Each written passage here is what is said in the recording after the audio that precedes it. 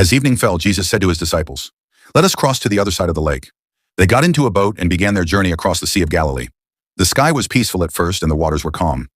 Jesus, tired from teaching all day, lay down in the boat and fell asleep. Suddenly, the wind grew wild. Dark clouds filled the sky, and a violent storm rose without warning. Huge waves crashed against the boat, and water began to pour inside. The disciples were terrified. They struggled to control the boat, but the storm was stronger than them. Fear filled their hearts as they thought they might die. In panic, they woke Jesus and cried out, "Teacher, don't you care that we are about to drown?" Jesus stood up, looked at the raging wind and the roaring waves, and spoke with great authority, "Peace, be still."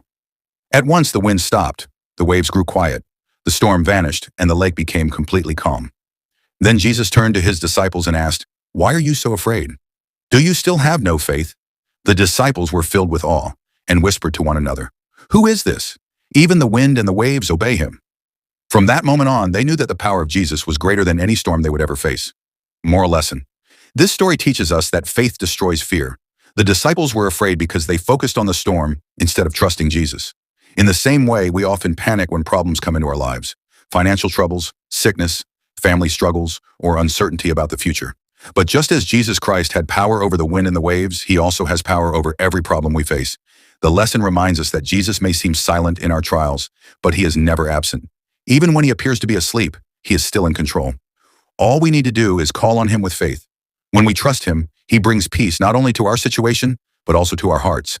In life, storms are unavoidable. But with faith in Jesus, no storm is strong enough to